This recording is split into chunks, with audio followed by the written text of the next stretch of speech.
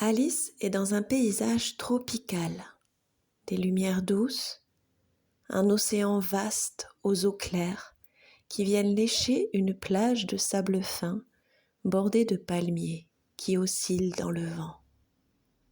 Alice est perchée tout en haut d'un de ces palmiers. Elle l'observe, est attirée par le détail des feuilles, les nervures, la multitude de petites folioles lamelliformes et les pétioles à la base. À force de se focaliser sur les détails végétaux, voilà que sa taille diminue. Elle rétrécit suffisamment pour être de la même taille que les cellules du palmier, dont elle distingue les parois et la géométrie des arrangements. Elle rentre dans la structure, se retrouve au sein d'un groupe de cellules entièrement clos, comme un cocon mou et vert dans lequel elle se tient debout. Un bibendum qui rebondit doucement quand on appuie dessus. Il n'y a pas de tunnel, pas de sortie. Alice s'assoit sur le fond moelleux et attend. Il y a des petits points lumineux qui bougent à l'intérieur des cellules vertes, comme un autre monde derrière la membrane, d'autres êtres vivants. Alice voit soudain une main qui s'approche de l'autre côté de la membrane pour créer un contact avec elle. Elle se redresse et s'approche, elle met sa main sur cette main.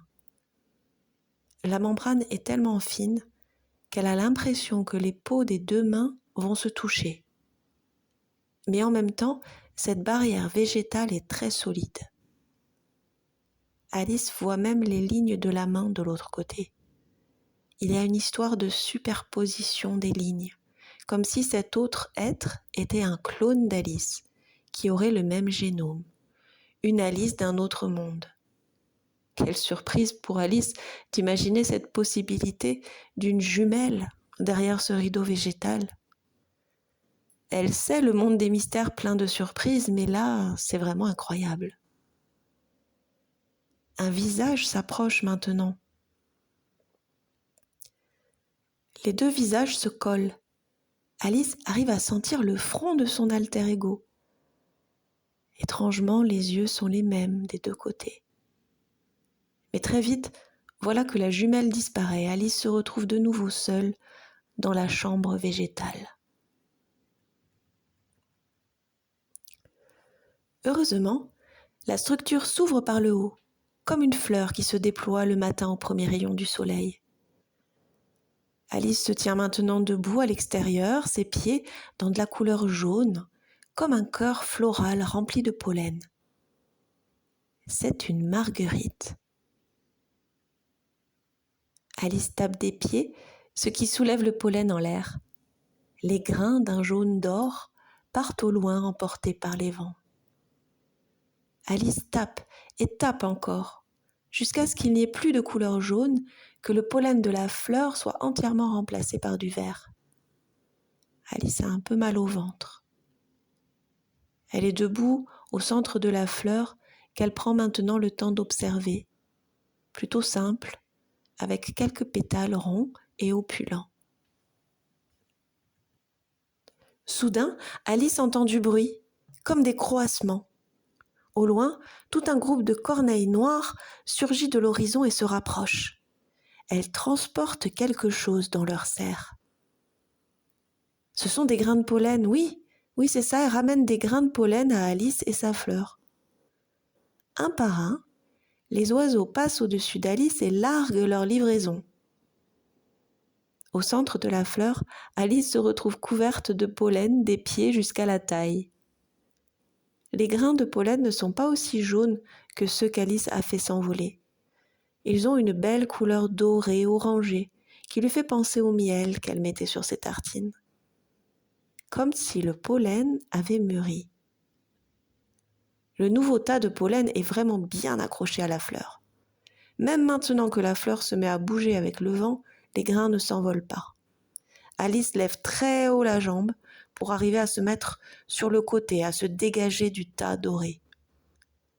Elle s'époussette, enlève les grains qui restent encore accrochés à son corps, à son visage, à sa tête. En se redressant, elle voit le groupe de corneilles déjà loin, qui s'éloigne à l'horizon. Elles sont vraiment juste venues faire leur largage au-dessus de la fleur pour ensuite repartir aussi vite qu'elles sont apparues.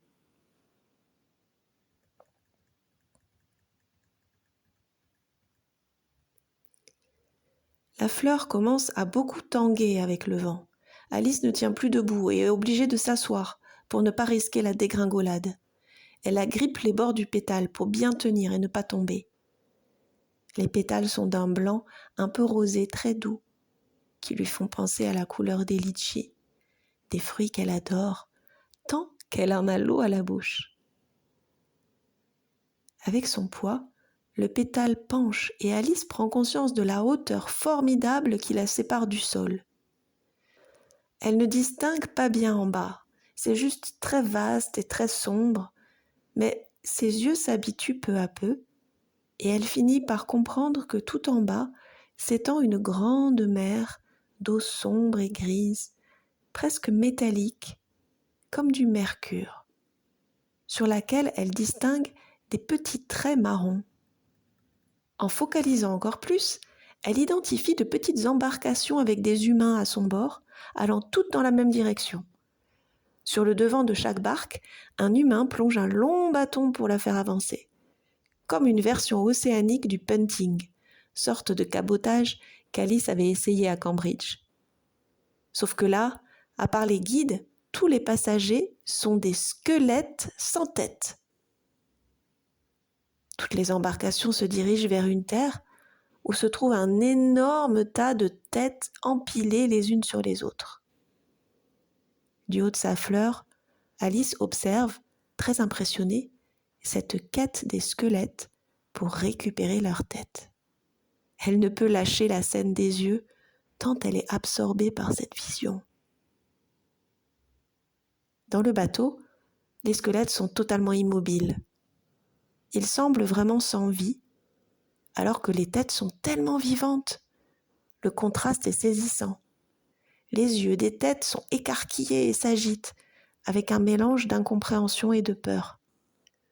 Les têtes cherchent à regarder dans toutes les directions pour surveiller l'arrivée possible d'un danger, dans un état de vigilance extrême.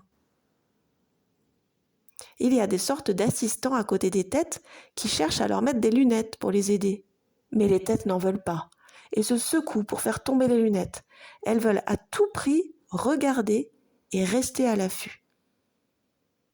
Les bateaux transportant les squelettes sont en train d'arriver. Ceux qui conduisent les bateaux sont entiers et calmes, sans agitation. Chaque squelette a un animal à son côté, et c'est l'animal qui va leur indiquer où se trouve leur tête. Sans l'animal, impossible d'être entier. L'animal guide le squelette dans le tas de têtes.